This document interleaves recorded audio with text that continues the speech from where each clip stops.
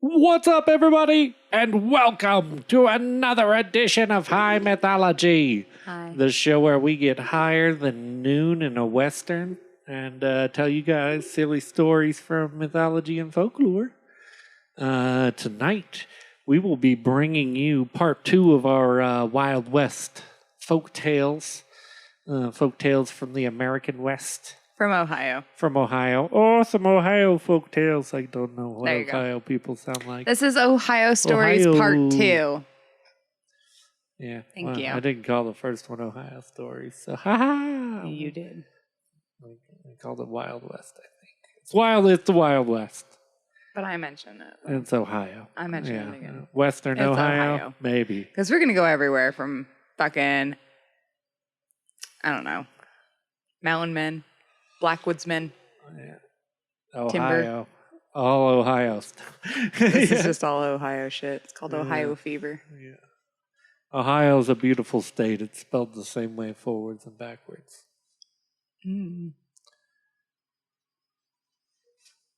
No. I was waiting for you to catch me up. Wait, what? No. No, it's not. They died with their Ohio? boots on. Oh. That's going to be a good one. Oh, fuck yeah. If you're gonna die with your boots on. That's what Iron Maiden always says. We'll get to That's some. why I always wear boots. The man who never was. Deadwood Dick. Name's Deadwood Dick. Oh, we got a whole fucking little chapter of them. Yeah, Deadwood Dick and the- Deadwood Dick's just a hero. Yeah, and the Deadwood grizzly. Dick and the rise of the grizzly bear. Deadwood Dick to the rescue. Deadwood Dick and the erection that would never come. I mean, we're going to get to them. Yeah. Don't worry.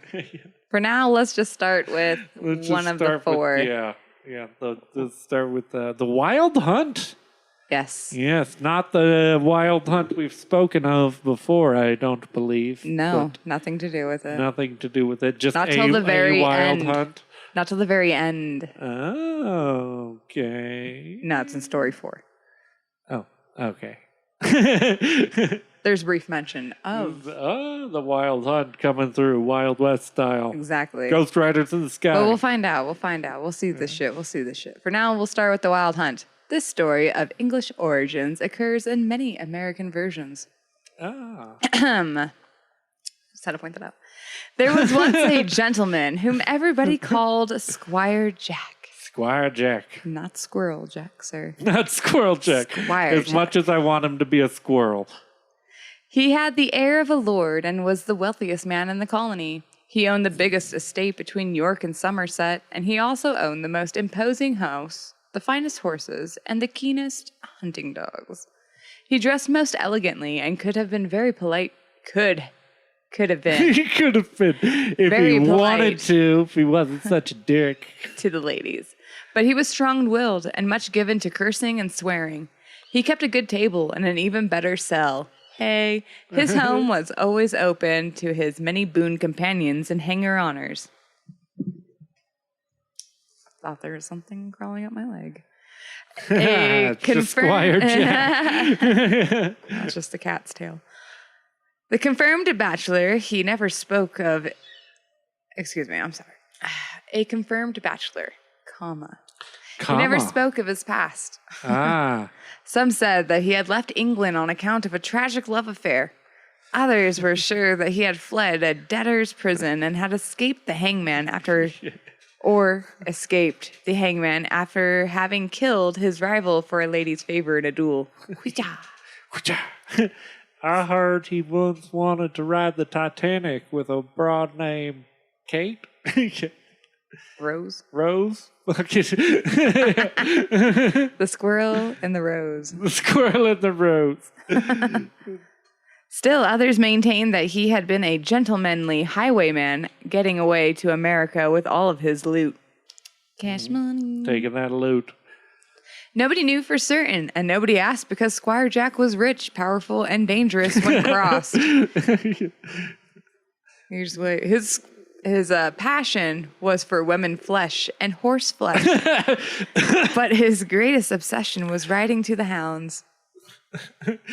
Just fucking, he's a horse fucker.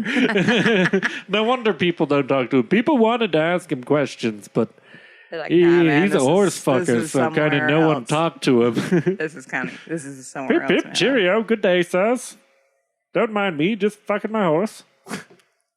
One fine Sunday morning, the church bells were ringing, but Squire Jack and his friends, the no churchgoers they, were off to the chase.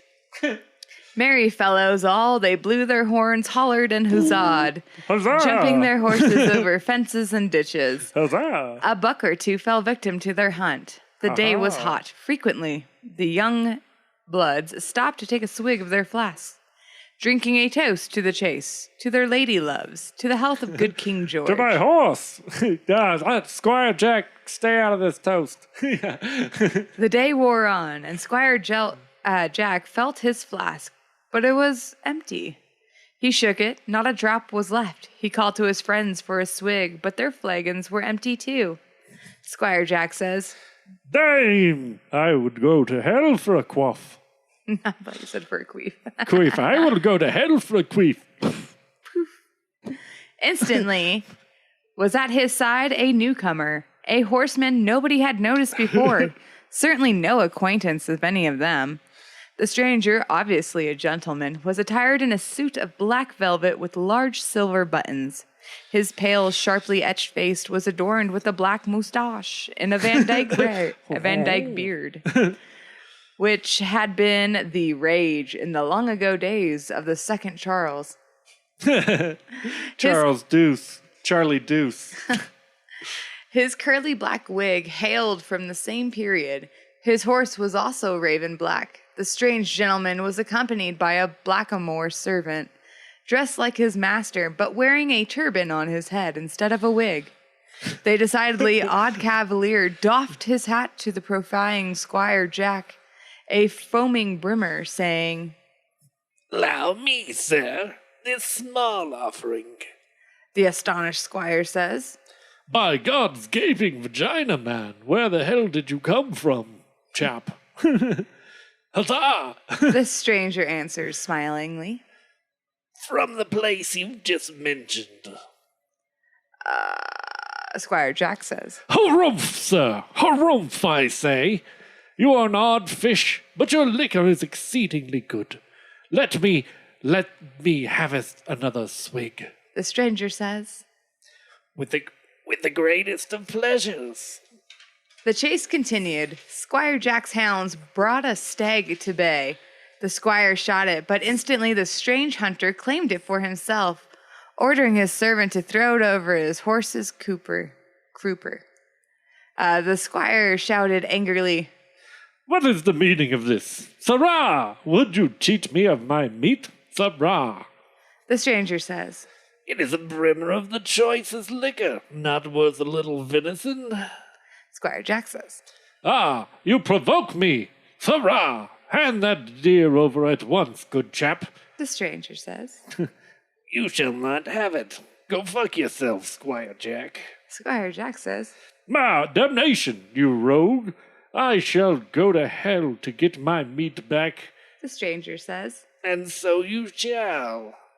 With these words, the strange cavalier snatched Squire Jack from his mount and sat the surprised hunter before him on his black horse. Pshaw, And I off say. they went at breakneck speed, ventre à la terre. Oh, whatever the fuck that means. Over stick and stone, tearing through the countryside, followed by the squire's yelping hounds. And, at a distance, by his companions, trying in vain to catch up, on and on went the wild hunt. They came to a wide, swift-flowing stream, and without the latest hesitation, the horse with its two riders plunged straight into the middle of the swirling waters, followed by the howling dogs. When the squire's friends reached the streams, its waters were boiling, and all was covered with white-hot steam, while a foul odor of it's so sulfur steamy. pervaded the air. When the steam evaporated, the waters were seen flowing as before. Squire Jack, the strange cavalier, the dogs had all been swallowed up without a trace. They looked for the stranger's servant, who, they thought, had ridden amongst the mist, but he too had vanished. They rode their horses into the water and up to their saddles, hoping to bring the squire to the surface, if not alive, then dead, to give his body a Christian burial. Because that's needed. But find it, they could not. They rode downstream on both sides of the river, searching for a long time. But not a wig, not a button, not a hair turned up. One of Squire Jack's companions said. The devil take it all. And the other comment. I fear he has done so. The end. I like how his friends cracked a joke. The devil take it all. I think he did. I think our buddy's in hell. Woohoo, that's a good one, Bill. We can go divide his fortune. Let's go let that horse he's been fucking free. Deserves it after all that. Deserves it. That horse has seen some things. We might ought to just put it down. Oh, that was a good one. Thank you. Okay, story number 2. Dreams.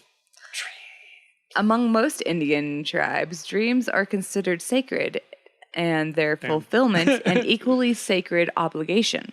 Let's just overgeneralize there. Most Indian tribes do believe this, actually. It's called dreams. Dreams.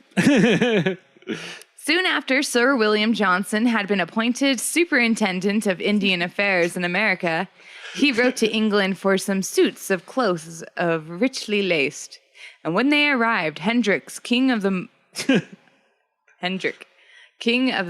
Mohawk Nation, was present and particularly admiring them. In a few succeeding days, Hendrik called on Sir William and acquainted him that he had a dream. On Sir William's inquiring what it was, he told him that he had a dream that he had given him one of those fine suits that he had lately received. Sir William took the hint and immediately presented him with one of the richliest suits. The Indian chief, highly pleased with the generosity of Sir William, retired. Some time after this, Sir William happened to be in company with Hendrik, told him that he had also had a dream. Hendrik being very solicitous to know what it was, so Sir William informed him that he had a dream that he, Hendrik, had made a present of a particular tract of land, the most valuable of the Mohawk River, of about 5,000 acres. Hendricks presented him with the land immediately, but not without making his shrewd remark. Now, Sir William, I will never dream with you again. You dream way too hard for me, bro. The end. The end. That's fucked up. I thought the story was going to go somewhere. It was just a guy cheating a fucking Native American dude out of stuff. Yeah. I dreamed you gave it back, bro. Yeah, exactly. How about that? I dreamed you gave it back, and then you went and fucked yourself and got off my stolen land, you bitch. Yep. Yep. Sir William, if that is your name. Superintendent. Story 3. The cheater cheated. The cheater cheated. But what did he cheat? Traders to the Indians are part of the early West folklore. On the whole, they were a sorry lot. As an 18th century writer put it, the English manner of carrying on the Indian trade is this. The regular trades undertake twice or oftener each year's journey to the Indian villages. The pack horses laden with strodes, match coats, hats, looking glasses, beads and bracelets of glass, knives, and all manner of gaudy toys and knacks for children, as well as guns, flint, powder, and lead, and kegs of potent rum. Rum-ba-dum-bum-bum-bum. I don't have that shit anymore. To be watered when they arrive to the Indian country. When these traders live with the Indians, selling them goods in prospect for the season's fur catches, often keeping one or more squaws as wives, and are trusted by their neighbors, for they are content of 2 or 3 centrum profits.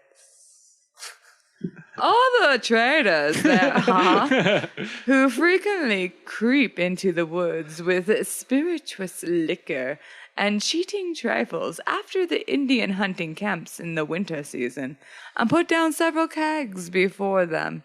Make them drunk selling their liquor at 10 times its value, as the Indians will sell even their wearing shirt for inebriated liquors. Goddamn. These traders are the most vicious and abandoned Gotta wretches. say, bro, you did not age well. Yeah. I know, right? These traders are the most vicious and abandoned wretches of our nation, a set of mean, dishonest mercenary followers. They even debauch the Indians' young women and even their wives when the husbands are found from drunk. But here's a tale of the cheater cheated. It's just that a huge prologue. Hold on, let out-of-date British man tell you about this. Colonialism will age well forever. People will never come to regret it, I assure you. Yeah. There was a Nipissing chief called the Red Owl. Sorry, I'm having a minor stroke, I think. Pissing? A mighty hunter and trapper who brought enough meat to his wigwam to support several wives. He was just helicoptering his meat around. He had so much of it. His abode was always filled with the choicest pelts of otter, beaver, fox, minx, and weasel. There was also a trader named Smith or Miller or possibly Cooper. One of them white names. Well, whatever his name.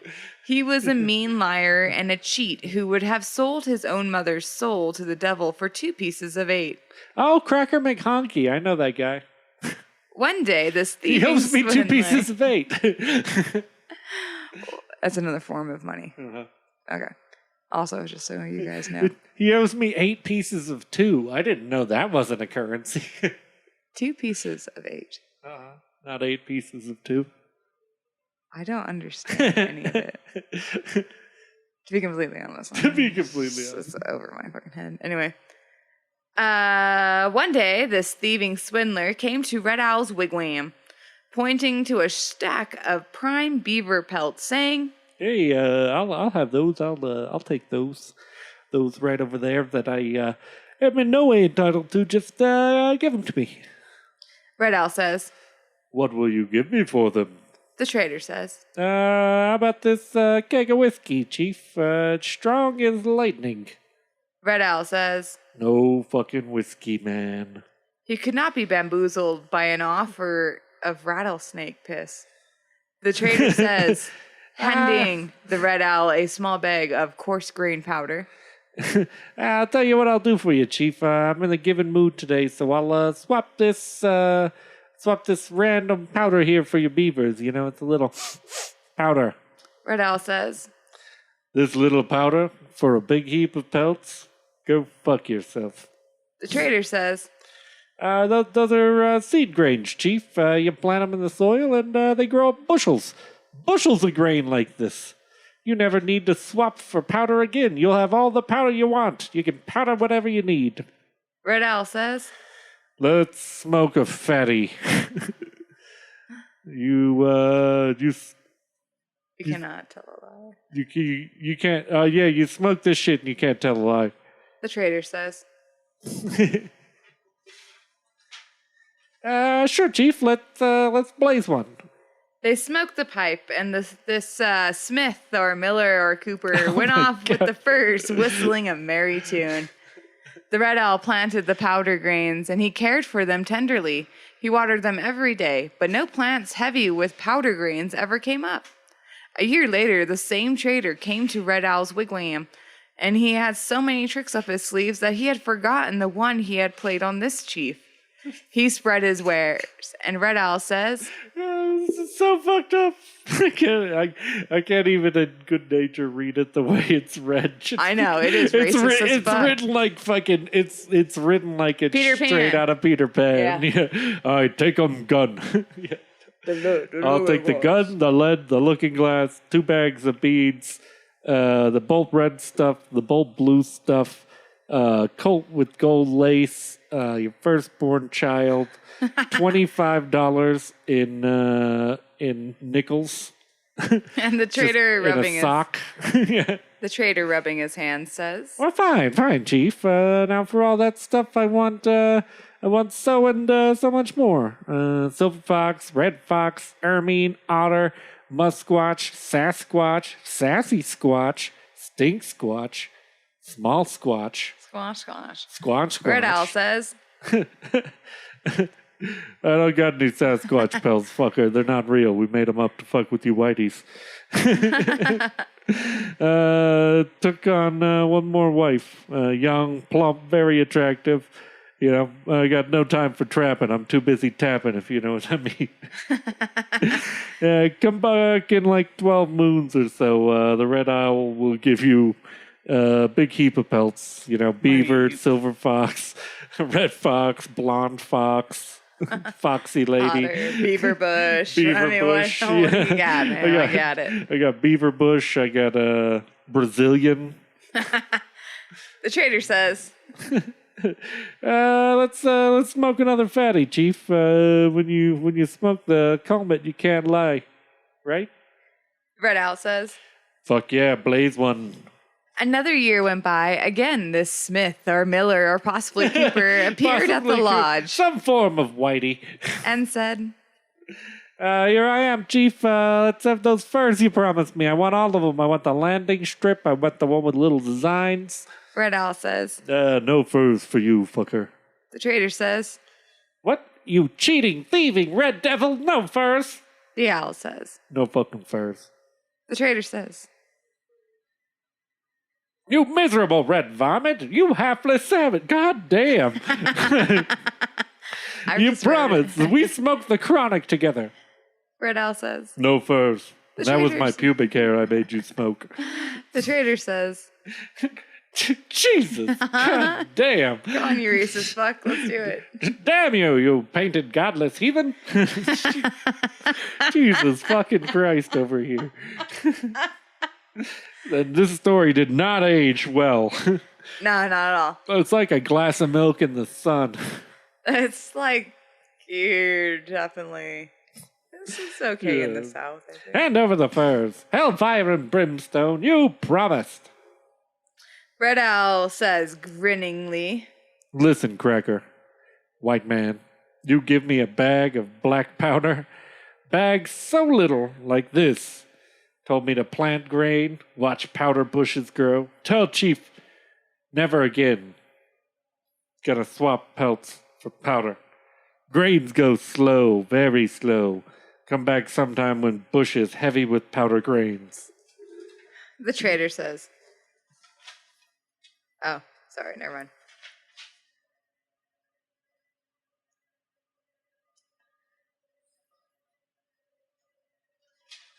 Oh, ha ha ha. Then Chief paid you with a big heap of beaver, silver fox, red fox, ermine, musquatch, blonde sasquatch, mini squatch, top-notch squatch. Pelts, damn it. The trader says. Damn your eyes. The end. The end. Let's give that a...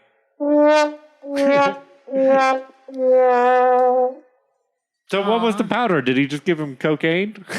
Pretty much, yeah. Plant this cocaine. It'll grow cocaine trees. You'll get so much done.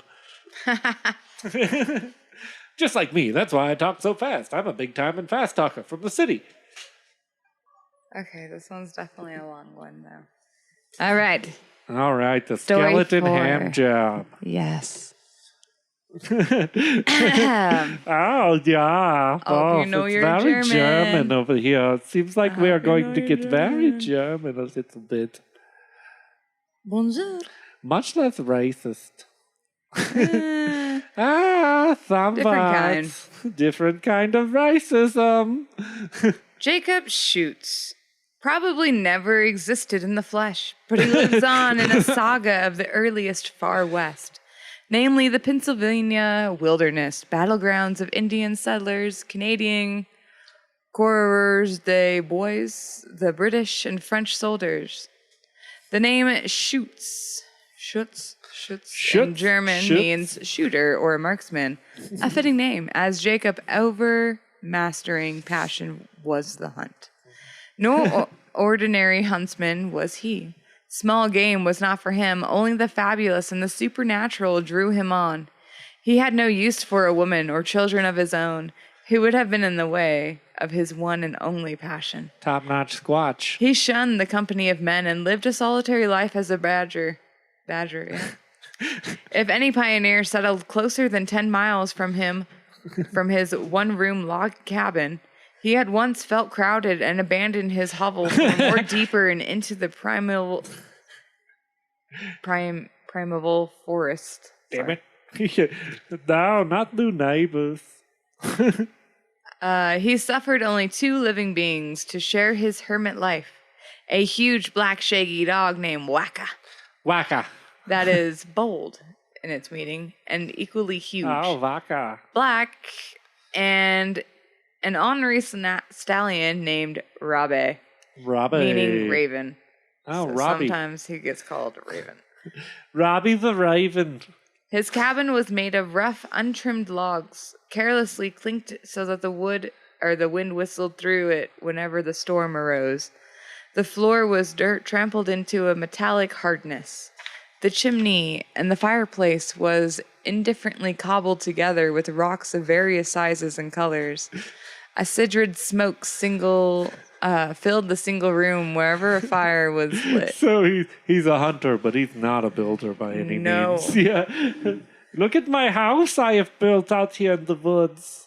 A bearskin served as a bed, a rolled-up deer hide as a pillow, and 2 strewn together timber wolf skins as a blanket.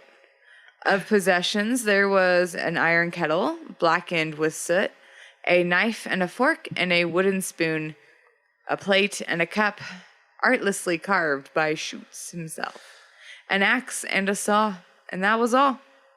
That's all. That's At it. night, the chimney fire shed the only light. As the house, Burnt as the down. house, so the man. Jacob's lean, muscular frame was encased in dirty gray homespun pants and a fringed rawhide shirt made by a long-departed squaw who had also fashioned for him a pair of fuck, Jesus Christ, there's so much bullshit for him. I'm sorry. Coon cakes? Some beaded moccasins. They're full of worms and essential vitamins. Now worn with age, the beads mostly gone, a coon cap, and a sort of woolen poncho completed the huntsman's wardrobe. Like you even needed to know that. We need to know how he looks exactly. How long was his beard? Everything mended and remended, yet full of holes, a visage the Schutz was served. Wow. Hollowed eyes, a sharp nose, and a beetled brow. His hair was matted, his shaggy beard unkept, and his body scarred. See, there we go. There's the beard. His eyes were compelling, piercing, and steely blue. The eyes of a madman even. By contrast, his weapons were fine and lovingly cared for. An ancient jagger, a snop-hounds type weapon his father had brought over from the old country, artfully inlaid with figures of men and animals done in ivory, paired with a recently made Lancaster rifle, unadorned yet beautiful in its own perfection. This is my wash strudel. I Jesus throw it at the enemies and it takes them down strudel Do you want me just style. to skip this shit? Keep going. I want to know how he looks. What color were those steely deep eyes? Blue. Ah, yes. Of course they were. This is the type of shit Hitler used to beat off to, by the way. Tell me more about his steely blue complexion. An inseized powder horn, the fruit of much labor on its own part, and an old German Hirschfänger Franco. completed the armament. Ah, Armament, yeah, sorry. I go into war with my Horstenfranco. This is why I don't drink My when I do war this. strudel. Like, I have to open my eyes so wide to, like, look at these letters. And, like, I ride feel- my horse, but my horse is silly because his name is Raven. The latter was wicked, But it is outlandish, a horse. more sword than a hunting knife, designed to give a wounded beast the coup de grace. Coup de grace. Fuck you. Jacob's nourishment consisted almost entirely of meat, fowl, and venison. He was not finicky. If he had been, he could not feast on the deer or the wild turkey. A muskrat, a possum, or a gopher would do. He eked out this monotonous diet with dried berries, nuts, and wild roots. Twice a year, he would ride 60 miles to the nearest settlement to swap for his furs for powder and lead, flour, salt, tobacco, and a keg of Monongahela. Monongahela. Manamanam. I know the Manamanam. Yeah. If someone had asked him how a Christian could live in this appalling manner, he would answer that this kind of life suited him perfectly. He had, however, few occasions to philosophize. Only rarely did white men venture into his forbidden realm, which swamped with dangerous beasts and hostile Indians. The latter avoided shoots, thinking him mad, and madmen had strange powers. Their persons were scared and inviolate. They were scared and inviolate. Inviolate. White folks, too, were afraid of him, though he did not harm them at all either. Jacob's speech was a mixture of German, English, and Indian, including a few French words thrown in for some good measure, almost unintelligible for lack of practice. Surprisingly, he was pious and God-fearing, the son of a Moravian Dutchman who had fled his native land to seek freedom of religion in the New World. Jacob prayed long and often, mostly for a successful hunt. A rare backwoodsman stumbling upon his cabin was given shelter for the night, a meal, and a dram of whiskey, and then was speedily sent upon his way. I like the old school stuff. In addition to everything else, they're like, this is the Wild West. You'll probably die, so have some whiskey. That's pretty much, yeah. Yep. I totally forgot where it was. Fellow hunters were eyed with suspicion. Suspicious. They might have a hankering for what Jacob was after. And what was Jacob after? Oh, you ask? First of all, he lusted after the great fanged death. A giant catamount, bigger than a tiger, with huge curved fangs emitting a fearful, ear-splitting scream that turned men's blood to ice. Meow. Second, he wished to possess as a trophy the pelt of the Lumph Eclair, the supernaturally swift wolf of 8 legs, 4 of them in their usual place and 4 more on its back. When one set of legs got tired, the Loup Eclair simply flipped itself over to run with rebound speed on all 4 legs. It kind of looks so weird when it's running. Have you ever seen that? It's just 4 legs just dangling off the top of it while it You've runs. you never heard of the Loup Eclair? No. Really? And that surprises me. I'm sorry. Yeah. Even like you watch fucking American Horror Stories and shit like that all the time, but you haven't heard of the Loup Eclair? Loup Eclair. I fucking even know about this one. Jesus. Well, it's still around. It's still out there. Third, Jacob had in mind to capture a fantastic creatures the Indians call the Gormungun. It was said to be almost as big as an elephant, with enormous flapping ears, a porcine snout, and warty skin. Equipped with 2 male members and 3 female putas. Putas. Just got 3 dicks and 2 vaginas. Just 2 dicks. Out. 2 dicks and 3 vaginas. Finally, Jacob's supreme quest was for the That's why it's so angry. I could never fully pleasure myself. Finally, Jacob's supreme quest was for the great white hart, the fabled lord of the mountains, an animal so majestic and unblemished with the royal set of antlers. Its snow-white body glowed like burnished silver in the moonlight. Moon silver. Jacob's shoots first came upon the great fanged death, the gigantic man-eating catamount. The terrifying beast leapt down upon its pursuer from a cliff. digging its enormous claws and fangs into Jacob's back, inflicting fearful wounds. Commending his soul to God, and with the help of his ferocious black dog, Jacob JPEG. got the better of the panther, JPEG. thrusting his through its gaping maw deep into its heart. Open your maw for my husband burger. The fanged Here it comes. Death's oversized pelt henceforth replaced the two wolfskins as Jacob's blanket. For a while, the huntsmen rested content. As soon as Jacob's wounds were healed, he was seized with the relentlessness once more, resolved to hunt down the loup éclair. It had been seen far beyond the outermost English settlement in the country claimed by the French. There, in the most inaccessible fens, the strange beast made its home.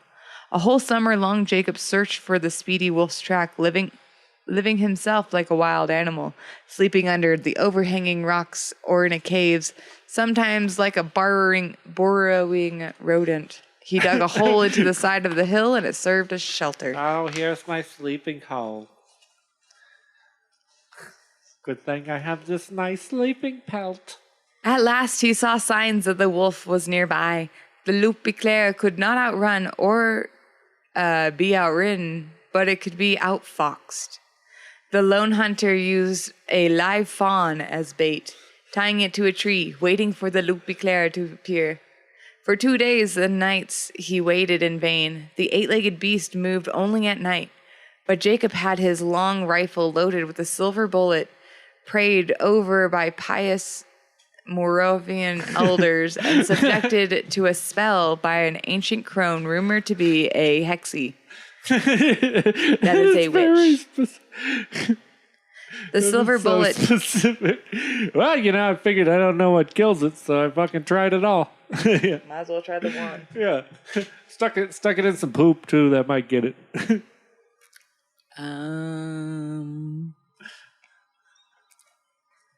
The silver bullet never failed to find its target, even in total darkness.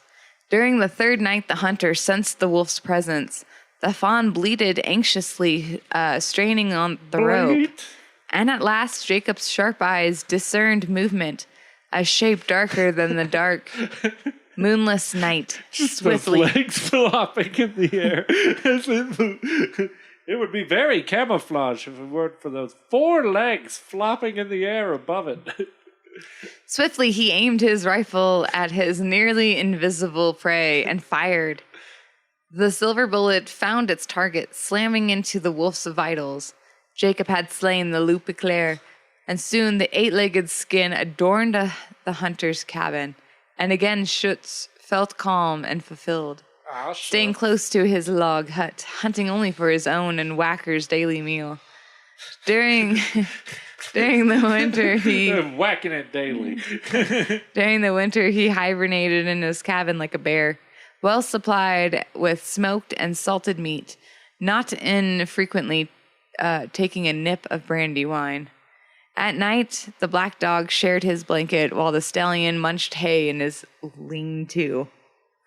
On the rare occasion Jacobs felt lonely, he took up his Jew harp. Jesus. I can't even say that. Drawing from it melancholy wail sounds like laments for the dead.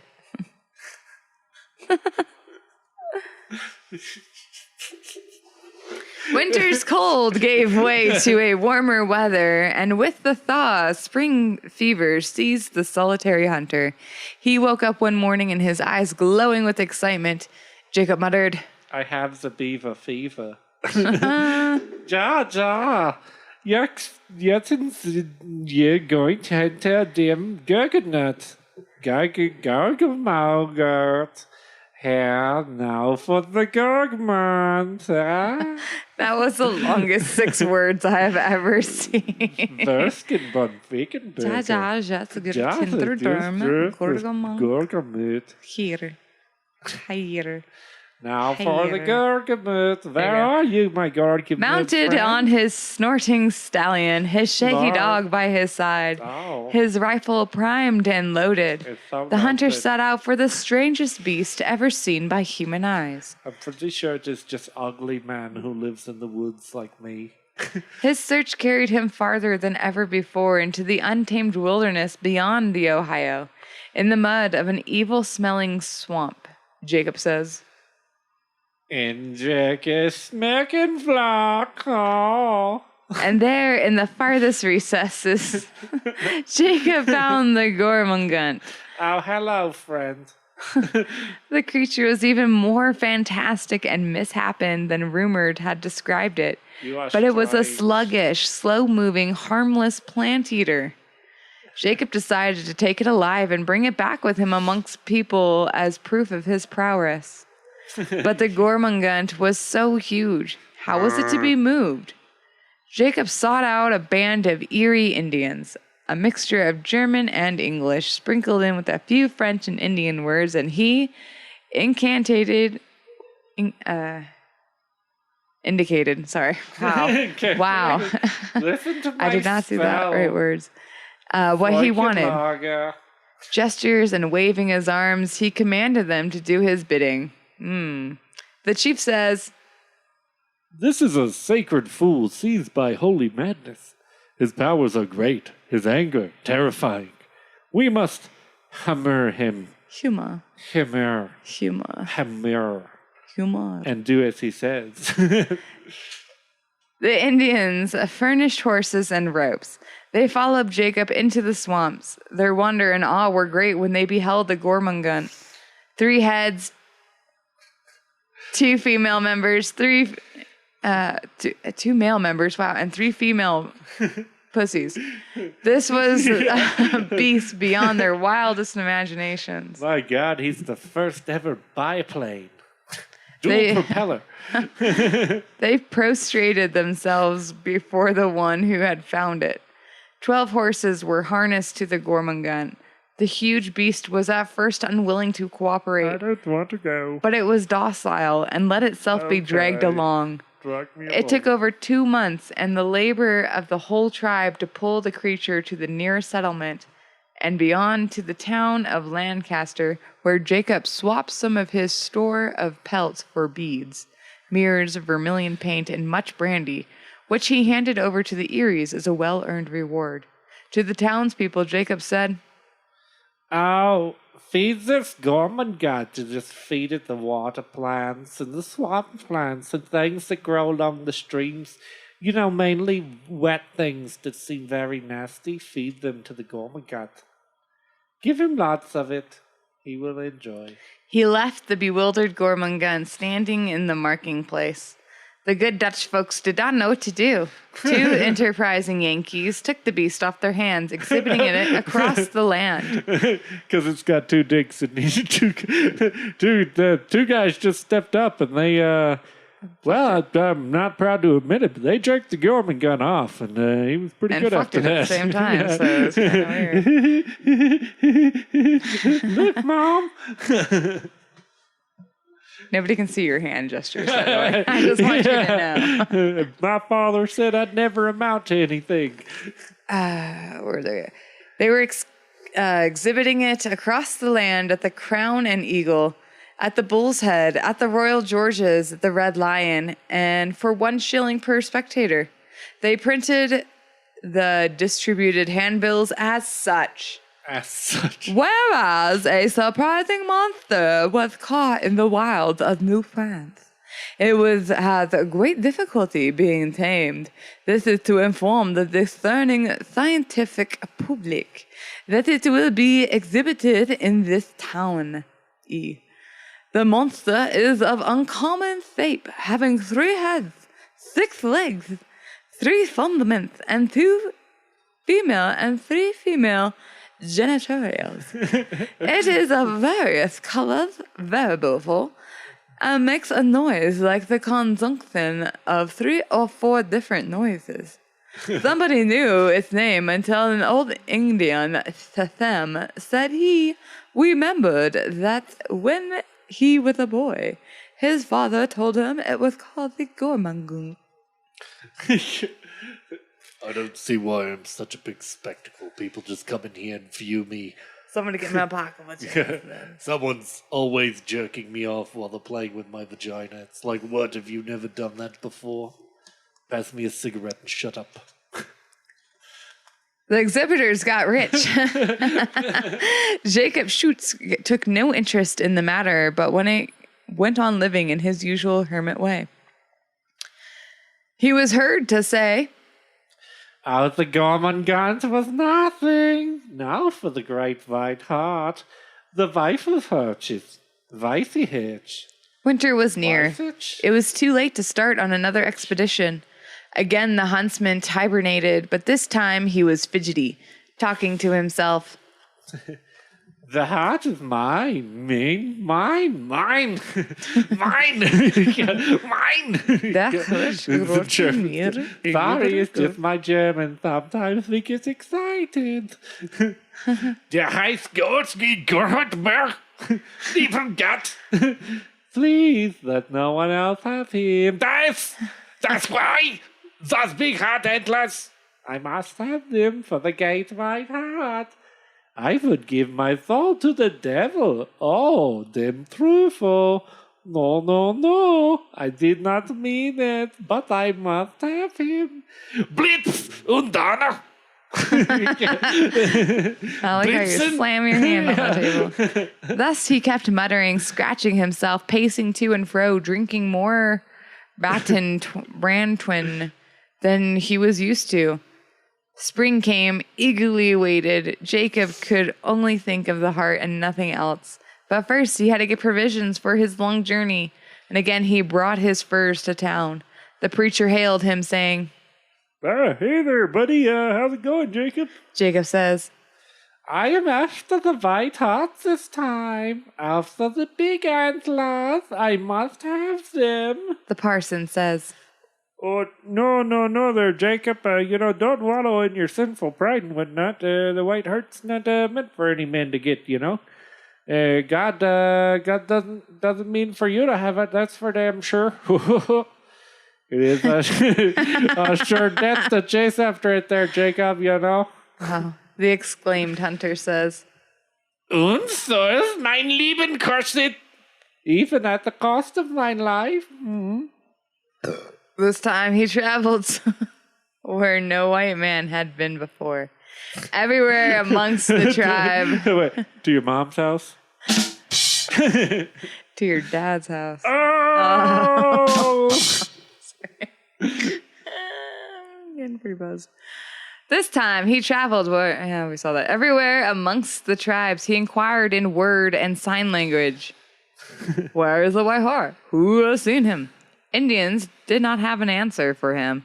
To speak about the white heart was bad medicine. Very bad. It's bad medicine, man. We don't fuck with that. He chanced upon a half-breed voyager saying, Oh, c'est la grande chef blanc, yeah? The French say, Speak not of him, mon vexon, it is so death, c'est la mort. After months of wandering, men, horse, and dog had been reduced to skin and bone. Worn out by their exertions, still Jacob dodgingly pursued his quest. At last he fell in with a French coureur, Dubois. A man not unlike himself, Jacob pleaded. Tell me where I can find the white heart. Tell me. The Frenchie says, I once thought to run down myself, mon ami.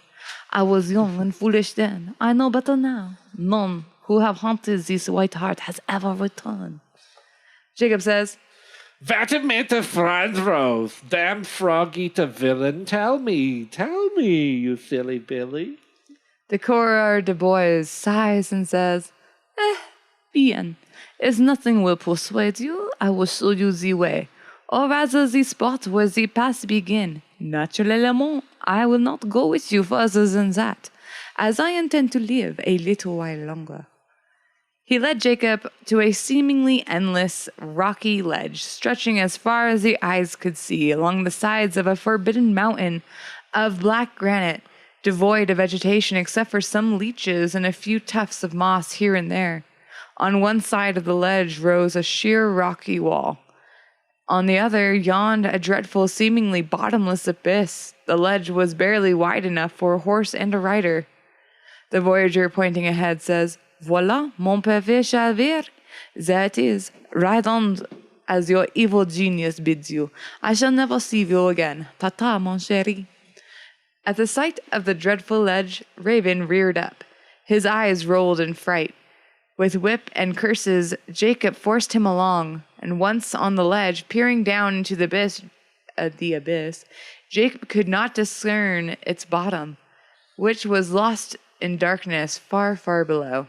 At last the ledge broadened, leading into a forest. Never had Jacob seen such trees. They seemed to rise into the skies. Their canopies formed a solid roof, leaving only a few patches for light to filter through.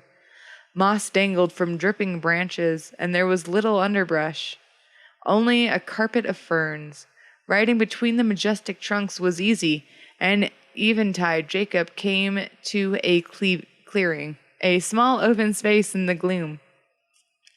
There he and his animals rested. Suddenly Jacob awoke. A pale moon was shining, and he heard a deep rumbling in the clouds. Rumble, rumble. Flashes of lightning lit up the sky, but there was no rain. And when Jacob saw them, ghostly huntsmen galloping in the clouds after the ghastly white hart, a diabolical crew, a fear-inspiring sight, Jacob explained, Gods dear mir bei, it is a wild hunt, die, Jugged. He trembled, and his teeth chattered, and he watched the phantom host, the spectacle horses, and the ratchet hounds pursuing their ghostly prey, aimed thunder and the winds howling. The appearance of the wild hunt meant bad luck, and everyone but Jacob would have given up, but he had gone too far to relinquish his quest. For weeks Jacob searched the forest for his elusive prey, but in vain.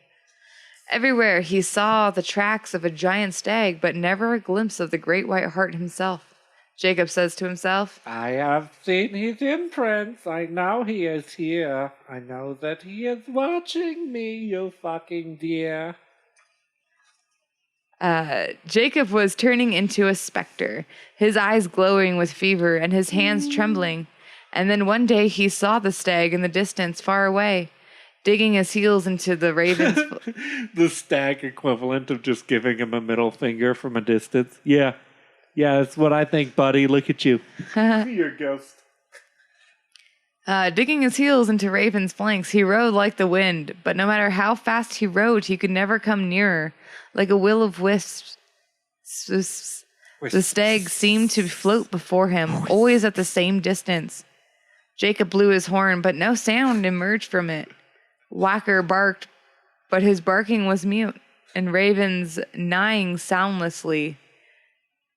Jacob loaded his rifle, and with one of his 3 silver bullets, he aimed and he fired. There was a flash, and in the pan, but no report. Again and again, Jacob sharpened the flint, measured out the exact amount of powder, and rammed it down another silver bullet. Yeah. But twice more the gun misfired with an inaudible report. All of a sudden, the stag turned around and came to Jacob. The great heart was so beautiful, such a perfect example of the Creator's art, that Jacob fell to his knees and burst into tears. Oh, no. When he dared to look upon it, Jacob perceived that the stag was even larger than he had ever dreamed. He towered over his pursuer. His mammoth antlers spread out like the branches of an oak tree. His body seemed to be covered with fine glistening silk, and his eyes shone like 2 large sparkling rubies. A golden cross was embedded into his forehead, upside down. Jacob could only gaze in awe and wonder, and he said at last, Oh, it is true. You were never meant for me. You belong to God. Silly. The hunter turned back, searching a long time for the ledge. It was already growing dark when he finally found it, but he was now in a desperate hurry to get away from that place, to get home.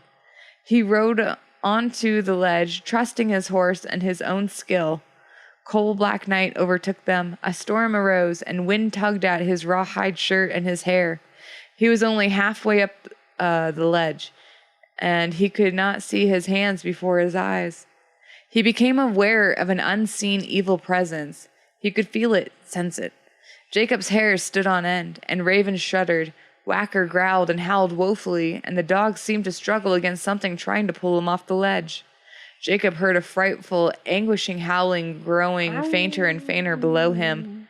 Jacob cries, "Oh no, the dog is gone. God have the mercy for me." Jacob felt a violent tugging. Oh, hey, A pulling at his Billy. clothes, That his feels arm, nice. his horse's body. It was not the wind. Raven screamed in terror. A furious jerk almost tore the reins from Jacob's hands. He realized that an evil spirit was trying to pull him and his horse off the ledge and down into the abyss to their doom. The pull became stronger, irresistible, and already the stallion was about to go over the ledge. Already one of his hooves was frantically galloping in thin air. Quick as a flash, Jacob drew his Hirschfinger, Oh, with my Hirsch finger. I forgot I brought my Hershey finger. desperately slashing with its heavy blades along the horse's neck and head, and at once the pulling ceased. Raven regained his footing and silently numbed, Jacob rode on. He regained the land beyond the ledge, and he slid down from his saddle in utter exhaustion. For hours he lay as if dead, and when he awoke it was daylight. Raven was grazing. Then Jacob saw it and trembled, a skeleton hand, a hand of bleached bones still crunching the reins. Jacob had been away for a whole year. He had set out on his last hunt as a vigorous 40-year-old man, and he returned a babbling dotard. Oh, I am Dotard now. His long hair and beard had turned snow white. His eyes were rheumy, and his limbs were shaky. He was no longer able to care for himself. Some relatives in the settlement took Jacob in. They hardly knew him and had little chance of getting acquainted now.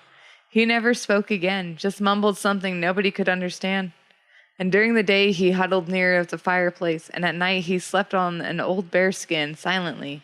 He ate and drank what was set before him, and his eyes kept wandering, gazing at something that was not there. Thus he lived a few more years, and then one evening, as the candles were lit, Jacob cried out loud, Uh-oh. The stag is calling for me. and he closed his eyes, and he was Good dead. night. The end. The end. Ah, the wild hunt making an appearance.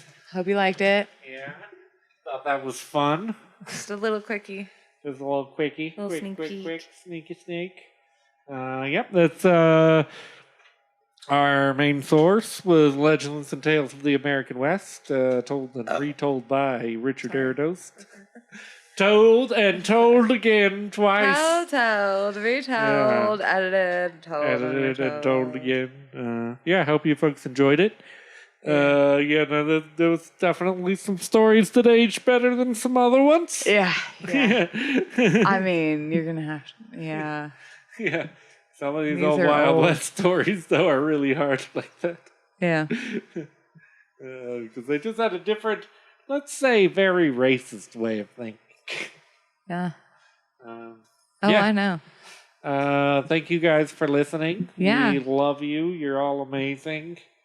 You guys have been blowing us up, and it's awesome. We Don't appreciate forget it. to catch next week's episode, The Last of the Norse. Oh, yeah. Next week is going to be the final Norse. So, a Norse is a Norse, of course. Yeah. Ragnarok up in this motherfucker. I read them and I was like so sad. Reading a rock. Aw. Yeah. Be sure to like, subscribe, follow. Share with your friends. Tell your friends. When you're out on the trail and you sit around to cook beans over an open fire, tell stories about high mythology and how awesome we are. Don't tell the racist ones. Don't tell the racist ones. Those are for your own entertainment. Good night, everybody. Bye.